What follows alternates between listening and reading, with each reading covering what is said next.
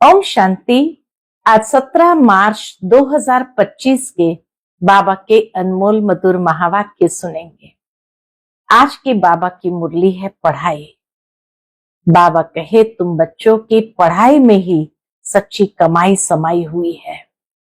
पढ़ाई ये source of income है, इसलिए इस पढ़ाई से तुम्हें 21 जन्मों के लिए खजाना जमा करना है। साथ ही बाबा कहे तुम बच्चों के ऊपर इसी समय बृहस्पति की दशा बैठती है, और जिसके ऊपर बृहस्पति की दशा है वो श्रीमत पर पूरा पूरा ध्यान देगा, पढ़ाई अच्छी तरह से पढ़ेगा, वो कभी कोई बात में फेल नहीं होगा, क्योंकि वो श्रीमत का उल्लंघन नहीं करेगा। तो इसीलिए बाबा कहे तुम बच्चे सेफ रहते हैं। परंतु जिन पर राहु का ग्रहण बैठ जाता है तो बच्चे फेल होते रहते हैं, पढ़ाई पर भी ध्यान नहीं देते। तो अभी वृक्षपति बाप द्वारा ये बृहस्पति की दशा है, इसीलिए तुम बच्चे बहुत बहुत सौभाग्यशाली हो। सुनते हैं आज के बाबा के अनमोल मधुर महावाक्य। ओम शांति। मीठे बच्चे, पढ़ाई ही कमाई है। पढ़ाई सोर्स ऑफ इनकम है। इस पढ़ाई से ही तुम्हें 21 जन्मों के लिए खजाना जमा करना है। आज की बाबा के मुरली से प्रश्न है, जिन बच्चों पर बृहस्पति की दशा होगी उनकी निशानी क्या दिखाई देगी? उत्तर, उनका पूरा पूरा ध्यान श्रीमत पर होगा, पढ़ाई अच्छी तरह पढ़ेंगे, कभी भी फेल नहीं होंगे। श्रीमत का उल्लंघन करने वाले ही पढ़ाई में फेल होते हैं। उन पर फिर राहु की दशा बैठ जाती है। अभी तुम बच्चों पर वृक्षपति बाप द्वारा बृहस्पति की दशा बैठी है। आज की मुरली से पहले गीत बजा है, इस पाप की दुनिया से दूर कहीं ले चल। ओम शांति। यह है पाप आत्माओं की पुकार। तुमको तो पुकारना नहीं है, क्योंकि तुम पावन बन रहे हो। ये धारण करने की बात है। बड़ा भारी एक खजाना है। बाबा जो पढ़ाई पढ़ाते हैं ये बड़ा भारी खजाना है। जैसे स्कूल में पढ़ाई भी खजाना है ना। पढ़ाई से शरीर निर्वाह चलता है। बच्चे जानते हैं भगवान पढ़ाते हैं। ये बड़ी ऊंच कमाई है, क्योंकि एम ऑब्जेक्ट सामने खड़ी है। सच्चा सच्चा ये सत्संग सारे कल्प में एक ही बार होता है, जबकि पुकारते हैं हे पतित पावन आओ। अब वो पुकारते रहते हैं, यहां तुम्हारे सामने बैठे हैं, पतित पावन बाप सन्मुख बैठे हैं। तुम बच्चे जानते हो हम पुरुषार्थ कर रहे हैं नई दुनिया के लिए, जहां दुख का नाम निशान नहीं होगा। तुमको चैन मिलता है कहां? स्वर्ग में। बाबा कहे गीत में है, जहां सुख चैन हो वहां ले चल। तो बाबा कहे तुम्हें चैन मिलता है स्वर्ग में, नरक में थोड़ी चैन है। ये तो विषय सागर है, कलयुग है ना। सब दुखी ही दुखी है, भ्रष्टाचार से पैदा होने वाले हैं, इसलिए आत्मा पुकारती है, बाबा हम पतित बन गए हैं, पावन होने के लिए गंगा में स्नान करने जाते हैं। अच्छा स्नान किया तो पावन हो जाना चाहिए ना। फिर घड़ी घड़ी धक्के क्यों खाते हैं? क्यों बार बार जाते गंगा में स्नान करने? धक्के खाते सीढ़ी नीचे उतरते उतरते पाप आत्मा बन जाते हैं। 84 का राज तुम बच्चों को बाप ही बैठ समझाते हैं, और धर्म वाले तो 84 जन्म नहीं लेते हैं। तुम्हारे पास ये 84 जन्मों का चित्र सीढ़ी बड़ा अच्छा बना हुआ है। कल्प वृक्ष का भी चित्र है गीता में। गीता में कल्प वृक्ष का भी चित्र है, परंतु भगवान ने गीता कब सुनाई, क्या आकर किया, ये कुछ भी नहीं जानते। और धर्म वाले अपने अपने शास्त्रों को जानते हैं, भारतवासी बिल्कुल नहीं जानते। बाप कहते हैं मैं संगम युग पर ही स्वर्ग की स्थापना करने आता हूं। ड्रामा में चेंज हो नहीं सकती, ड्रामा में चेंज हो नहीं सकती। परमात्मा को जब आना है उसी समय वो आएंगे। जो कुछ ड्रामा में नूंद है वह हूबहू होना ही है, ऐसे नहीं होकर फिर बदल जाना है। तुम बच्चों की बुद्धि में ड्रामा का चक्र पूरा बैठा हुआ है। इस 84 के चक्र से तुम कभी छूट नहीं सकते हो, अर्थात ये दुनिया कभी खत्म नहीं हो सकती। वर्ल्ड की हिस्ट्री ज्योग्राफी रिपीट होती ही रहती है। ये 84 का चक्र सीढ़ी बहुत जरूरी है। त्रिमूर्ति और गोला तो मुख्य चित्र है। गोले में क्लियर दिखाया हुआ है हर एक युग 1250 वर्ष का है।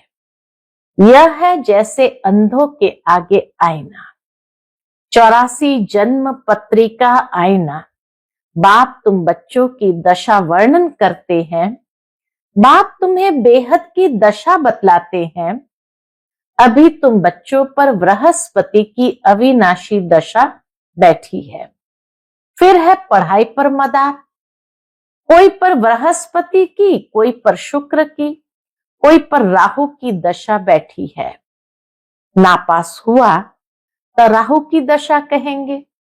बाबा कहे अगर फेल हुआ तो यही समझे कि राहु की दशा है। यहां भी ऐसे है, श्रीमत पर नहीं चलते हैं तो राहु की अविनाशी दशा बैठ जाती है। वह बृहस्पति की अविनाशी दशा और यह फिर राहु की दशा हो जाती है। जो श्रीमत पर पूरा चलते हैं उस पर बृहस्पति की अविनाशी दशा, और जो श्रीमत का उल्लंघन करते हैं तो बाबा कहे उन पर फिर राहु की दशा हो जाती है। बच्चों को पढ़ाई पर पूरा ध्यान देना चाहिए, इसमें बहाना नहीं देना चाहिए। सेंटर दूर है, यह है, पैदल करने में 6 घंटा भी लगे तो भी पहुंचना चाहिए। मनुष्य यात्राओं पर जाते हैं, कितना धक्के खाते हैं।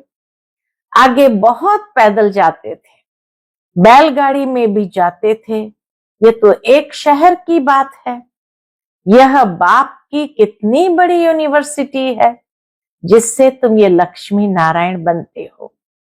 ऐसी उच्च पढ़ाई के लिए कोई कहे दूर पड़ता है या फुर्सत नहीं है, बाप क्या कहेंगे। इतनी ऊंची पढ़ाई के लिए अगर कोई बहाना दे तो बाप क्या कहेंगे, ये बच्चा तो लायक नहीं है। बाप ऊंच उठाने आते हैं, यह अपने सत्यानाश कर देते। श्रीमत कहती है पवित्र बनो, दैवी गुण धारण करो, इकट्ठे रहते भी विकार में नहीं जाना है। बीच में ज्ञान योग की तलवार है, हमको तो पवित्र दुनिया का मालिक बनना है। अभी तो पतित दुनिया के मालिक है ना। वह देवताएं थे डबल सिर ताज, फिर आधा कल्प बाद लाइट का ताज उड़ जाता है। इस समय लाइट का ताज कोई पर भी नहीं है, सिर्फ जो धर्म स्थापक है उन पर हो सकता है। धर्म स्थापन करने अर्थ जो अवतरित हुए हैं, पावन आत्मा होने कारण उन पर लाइट का ताज हो सकता है, क्योंकि वह पवित्र आत्माएं शरीर में आकर प्रवेश करती है। यही भारत है जिसमें डबल सिर ताज भी थे, सिंगल ताज वाले भी थे। अभी तक भी डबल सिर ताज के आगे सिंगल ताज वाले माथा टेकते हैं, क्योंकि वह है पवित्र महाराजा महारानी। महाराजाएं राजाओं से बड़े होते हैं। बाबा सिखाते हैं महाराजाएं राजाओं से बड़े होते हैं। उनके पास बड़ी बड़ी जागीर होती है। सभा में भी महाराजाएं आगे और राजाएं पीछे बैठते हैं नंबरवार। कायदेसर उन्हों की दरबार लगती है। यह है ईश्वरीय दरबार। बाबा कहे यह भी ईश्वरीय दरबार है। इनको इंद्र सभा भी गाया जाता है। तुम ज्ञान से परियां बनती हो। खूबसूरत को परी कहा जाता है ना। राधे कृष्ण की नेचुरल ब्यूटी है ना, इसलिए सुंदर कहा जाता है। फिर जब काम चिता पर बैठते हैं तो वह भी भिन्न नाम रूप से श्याम बनते हैं। शास्त्रों में कोई यह बातें नहीं है। बाबा जो सिखाते वह बातें शास्त्रों में नहीं मिलेगी। ज्ञान, भक्ति और वैराग्य तीन चीजें हैं। ज्ञान ऊंचते ऊंच है। अभी तुम ज्ञान प्राप्त कर रहे हो, तुमको वैराग्य है भक्ति से। ये सारी तमो प्रधान दुनिया अब खत्म होने वाली है, उनसे वैराग्य है। जब नया मकान बनाते हैं तो पुराने से वैराग्य हो जाता है ना। वह है हद की बात, यह है बेहद की बात। अब बुद्धि नई दुनिया तरफ है, यह है पुरानी दुनिया नरक। सतयुग त्रेता को कहा जाता है, क्या कहेंगे, सतयुग त्रेता को कहा जाता है शिवालय। शिव बाबा की स्थापना की हुई है ना शिवालय, जो शिव बाबा द्वारा स्थापन किया हुआ है। अभी इस वैश्यालय से तुमको नफरत आती है। वैश्यालय माना विष आलय, विष से भरा आलय। तो बाबा कहे अभी इस विषालय से तुमको नफरत आती है। कईयों को नफरत नहीं आती है, शादी बर्बादी कर गटर में गिरना चाहते हैं। मनुष्य तो सभी है विषय वैतरणी नदी में, गंध में पड़े हैं। एक दो को दुख देते हैं। गाया भी जाता है, अमृत छोड़ विष काहे को खाए। जो कुछ कहते हैं उसका अर्थ नहीं समझते हैं। तुम बच्चों में भी नंबरवार है। सेंसिबल टीचर देखते ही समझ लेगा कि इनकी बुद्धि कहां भटक रही है। क्लास के बीच कोई उबासी लेते या झुटका खाते हैं तो समझा जाता है कि इनकी बुद्धि कहां घर बार या धंधे तरफ भटक रही है। उबासी थकावट की निशानी है। धंधे में मनुष्य की कमाई होती रहती है तो रात को 1-2 बजे तक भी बैठे रहते हैं। कभी उबासी नहीं आती। ये तो बाप कितना खजाना देते हैं। उबासी देना घाटे की निशानी है। इसलिए बाबा कहे तुम बच्चों को न उबासी देनी है, न थकावट में आकर के झुटका मारना है। देवाला मारने वाले गुटखा खाते बहुत उबासी देते हैं। तुमको तो खजाने के पिछाड़ी खजाना मिलता रहता है, तो कितना अटेंशन होना चाहिए। कितना प्यार से बाबा कहते हैं, कितना अटेंशन होना चाहिए। पढ़ाई समय कोई उबासी दे तो सेंसिबल टीचर समझ जाएगा इनका बुद्धि योग और तरफ भटकता रहता है। अगर पढ़ाई के समय कोई उबासी दे तो बाबा कहे सेंसिबल टीचर समझ जाएगा इनका बुद्धि योग और तरफ भटकता रहता है। यहां बैठे घर बार याद आएगा, बच्चे याद आएंगे। यहां तो तुमको भट्ठी में रहना होता है, मधुबन में आते हैं तो भट्ठी में रहना होता है और कोई की याद न आए। समझो कोई 6 दिन भट्ठी में रहा, पिछाड़ी में किसकी याद आई, चिट्ठी लिखी तो फेल कहेंगे। फिर 7 रोज शुरू करो। इसलिए बाबा कहे जब बैठे हैं तो किसी की याद नहीं। समझो 6 दिन भट्ठी में रहा, लास्ट में याद आ गई तो चिट्ठी लिख दिया, तो बाबा कहे उसको फेल कहेंगे। फिर 7 रोज शुरू करो। 7 रोज भट्ठी में डालते हैं कि सब बीमारी निकल जाए। तुम आधा कल्प के महान रोगी हो। बाबा महसूस कराते हैं कि आधा कल्प के विकार भरे पड़े हैं तो महान रोगी हो। बैठे बैठे अकाले मृत्यु हो जाती है। सतयुग में ऐसे कभी होता नहीं। यहाँ तो कोई न कोई बीमारी जरूर होती है। मरने के समय बीमारी में चिल्लाते रहते हैं। स्वर्ग में जरा भी दुख नहीं होता। वहां तो समय पर समझते हैं अभी टाइम पूरा हुआ है, हम ये शरीर छोड़ बच्चे बनते हैं। यहाँ भी तुमको साक्षात्कार होंगे कि यह बनते हैं। ऐसे बहुतों को साक्षात्कार होते हैं। ज्ञान से भी जानते हैं कि हम बेगर टू प्रिंस बन रहे हैं। हमारी एम ऑब्जेक्ट ही यह राधे कृष्ण बनने की है, लक्ष्मी नारायण नहीं। पहले तो हमें राधे कृष्ण बनना है। राधे कृष्ण क्योंकि पूरे 5000 वर्ष तो इनके ही कहेंगे, राधे कृष्ण के ही संपूर्ण 5000 वर्ष कहेंगे। लक्ष्मी नारायण बन गए तो थोड़े साल कम हो गए। लक्ष्मी नारायण के तो फिर भी 20-25 वर्ष कम हो जाते हैं। इसलिए श्री कृष्ण की महिमा जास्ती है।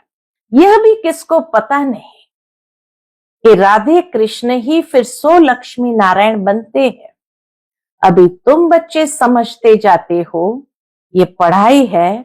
हर एक गांव-गांव में सेंटर खुलते जाते हैं। तुम्हारी यह है यूनिवर्सिटी कम हॉस्पिटल। इसमें सिर्फ 3 पैर पृथ्वी चाहिए।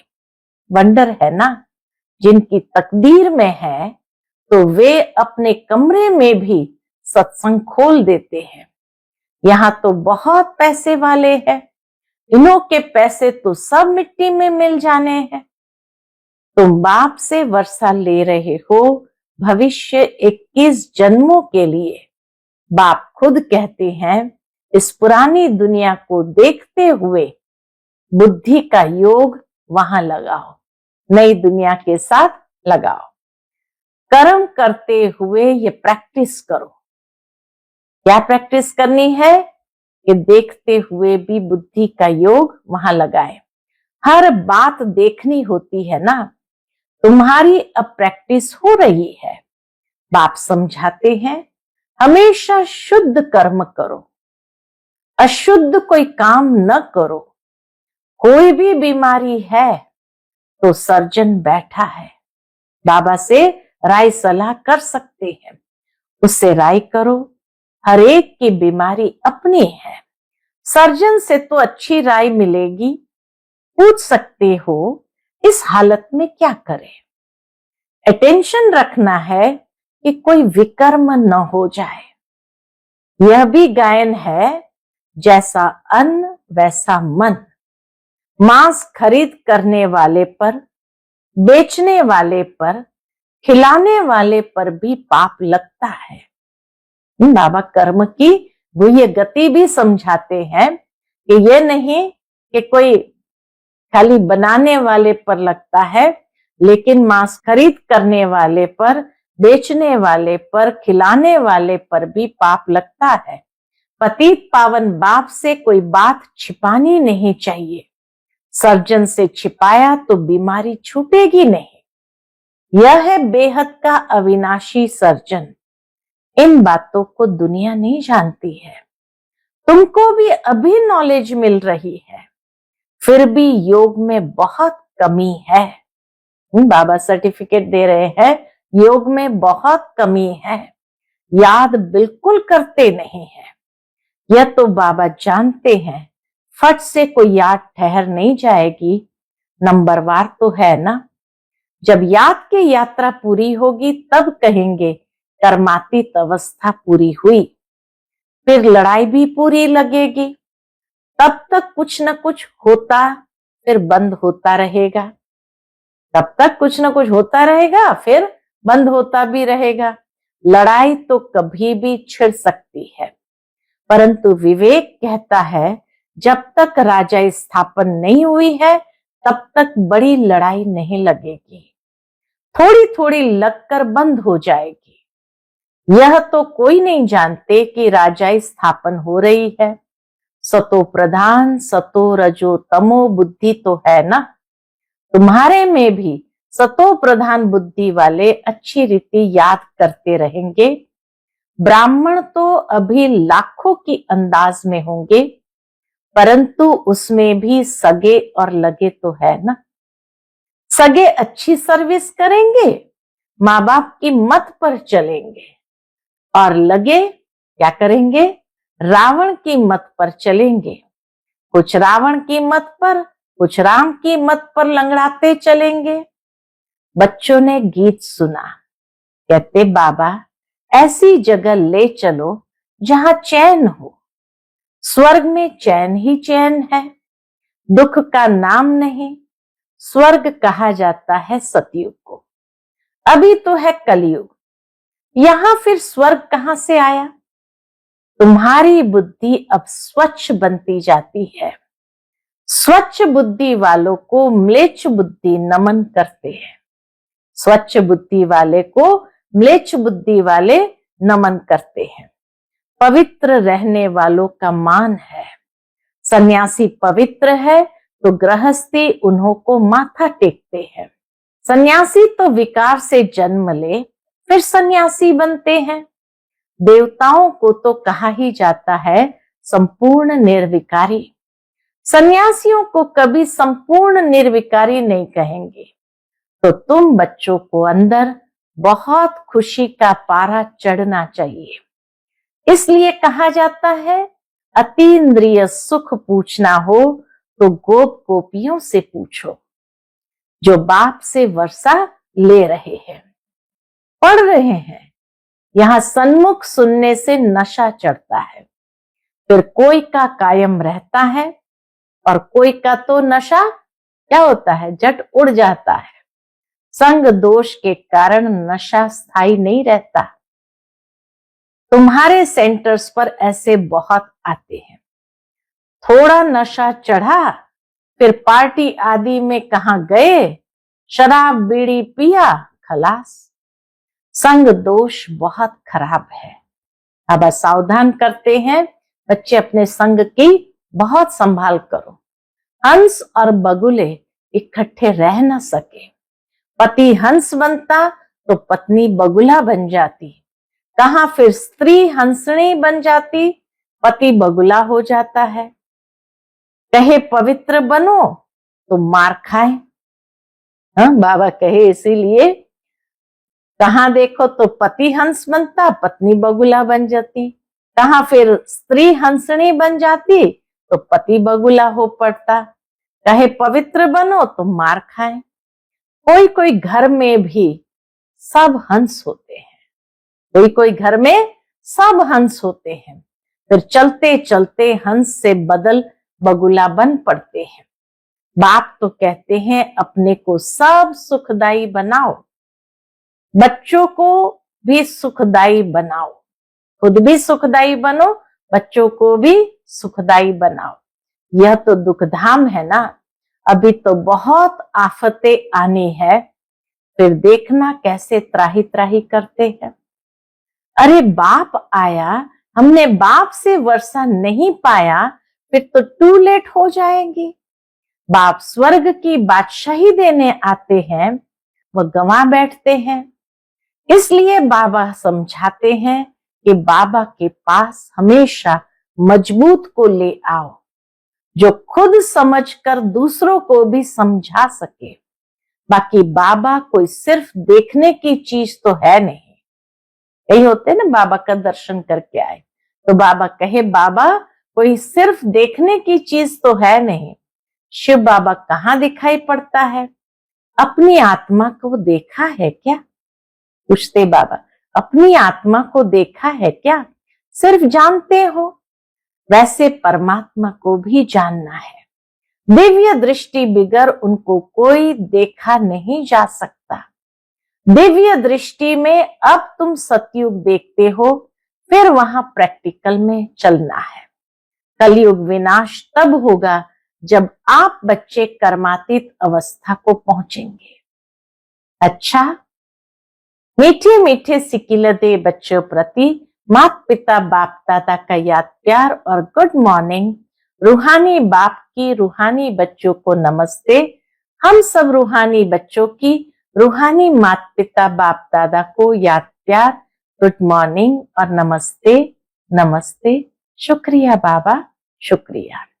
आज की मुरली से धारणा के लिए मुख्य सार है। पहली पॉइंट, इस पुरानी दुनिया को देखते हुए बुद्धि का योग बाप व नई दुनिया तरफ लगा रहे। ध्यान रहे कर्मेंद्रिय से कोई विकर्म न हो जाए। हमेशा शुद्ध कर्म करने हैं। अंदर कोई बीमारी है तो सर्जन से राय लेनी है। दूसरी पॉइंट, संग दोष बहुत खराब है। इससे अपनी बहुत बहुत संभाल करनी है। अपने को और परिवार को सुखदायी बनाना है। पढ़ाई के लिए कभी बहाना नहीं देना है। आज का बाप दादा का मधुर वरदान हम बच्चों के प्रति है। श्रेष्ठ भावना के आधार से सर्व को शांति शक्ति की किरणें देने वाले विश्व कल्याणकारी भव। श्रेष्ठ भावना के आधार से सर्व को शांति शक्ति की किरणें देने वाले विश्व कल्याणकारी भव। जैसे बाप के संकल्प व बोल में, नयनों में सदा ही कल्याण की भावना व कामना है, ऐसे आप बच्चों के संकल्प में विश्व कल्याण की भावना व कामना भरी हुई हो। कोई भी कार्य करते विश्व की सर्व आत्माएं इमर्ज हो। मास्टर ज्ञान सूर्य बन शुभ भावना व श्रेष्ठ कामना के आधार से शांति व शक्ति की किरणें देते रहो, तब कहेंगे विश्व कल्याणकारी। लेकिन इसके लिए सर्व बंधनों से मुक्त स्वतंत्र बनो। आज का स्लोगन है, मैंपन और मेरापन यही देह अभिमान का दरवाजा है। अब इस दरवाजे को बंद करो। मैंपन और मेरापन यही देह अभिमान का दरवाजा है। अब इस दरवाजे को बंद करो। आज का अव्यक्त इशारा, सत्यता और सभ्यता रूपी कल्चर को अपनाओ। सत्यता की परख है संकल्प, बोल, कर्म, संबंध, संपर्क सब में दिव्यता की अनुभूति होना। कोई कहते हैं मैं तो सदा सच बोलता हूं, लेकिन बोल व कर्म में अगर दिव्यता नहीं है तो दूसरे को आपका सच सच नहीं लगेगा। इसलिए सत्यता की शक्ति से दिव्यता को धारण करो। कुछ भी सहन करना पड़े, घबराओ नहीं। सत्य समय प्रमाण स्वयं सिद्ध होगा। सत्य समय प्रमाण स्वयं सिद्ध होगा। अच्छा, ओम शांति।